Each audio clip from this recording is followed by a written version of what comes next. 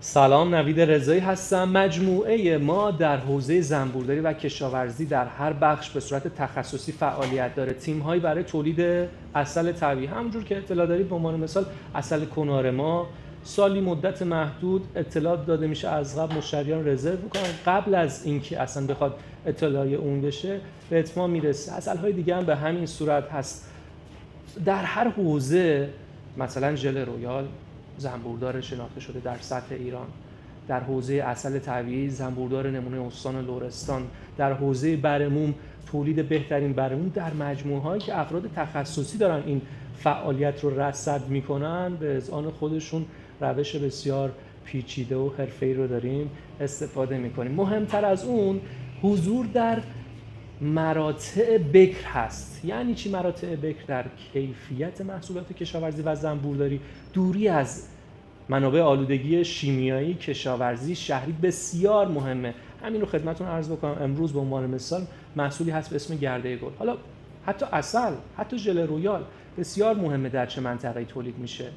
آیا از زراعت یا نه از گیاهان طبیعی خودرو؟ به عنوان مثال همین عسل کوهی که باز مشاهده میکنید، یکی از مهمترین برگه برندهاش اینه که شما وقتی میخواید به زنبورستان برسید باید چندین کیلومتر از جاده اصلی خارج بشی، از محدوده‌های صنعتی کاملا دور میشیم تا برسیم به این منطقه‌ای که عزیزان فیلم‌ها رو می‌بینن، لایوها رو می‌بینن، خودتون هم دنبال بکنید ببینید. گیاهایی که تو منطقه ما هستن گیاه‌های که هر کسی که تو حوزه گیاهشناسی و طب سنتی باشه میدونه خود گیاه، ساقش، ریشش، عصارش در موارد درمانی استفاده میشه، مثل گون، خارتیپال، زول، خارمریم. اینها مثلا گیاهایی که در منطقه تولید عسل کوهی وجود داره. پس تخصص،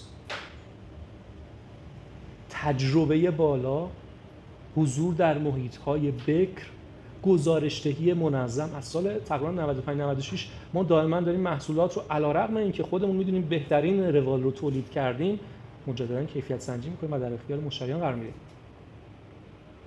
و دسترسی شما رو آسون کردیم. یعنی که یکی از دغدغه‌ها و نگرانی خریدهای اینترنتی اینه که آیا من می‌خوام یه هزینه‌ای پرداخت بکنم، مثلا طرف آدم شناخته شده است، خب پروانه زنبورداری هست، اتحادیه هست، وبسایت ما اینمادش رو چک بکنید، اینماد داریم، هویت ثبت شده. یه مثال دیگه بزنم برای اینکه مطمئن بشید، حالا دوستانی که میخوان اطلاعات دقیق تری داشته باشن، به عنوان مثال مثلا کانال ما فکر کنم از سال 95 یا 96 یا پست‌های اینستاگرام رو چک بکنید، چند سال ماهی داریم هر روز مطالب آموزنده، آموزشی، گزارش‌های روال تولید رو ارسال و تهیه می‌کنیم برای عزیزان که بتونن ناظر تولید ما باشن. روی همین حساب مجموعه ما به این صورت سعی کرده در تمامی مراحل تولید، تهیه بسته‌بندی، نگهداری. باز مثالی رو خدمتتون عرض بکنم، جزء معدود جاهایی هستیم که گرده گل رو به صورت فریز نگهداری می‌کنیم. اغلب به صورت دپوی عمومی انجام میشه و در مراحل حالا رطوبتگیری آسیب بسیار جدی انجام می‌بینن محصولات.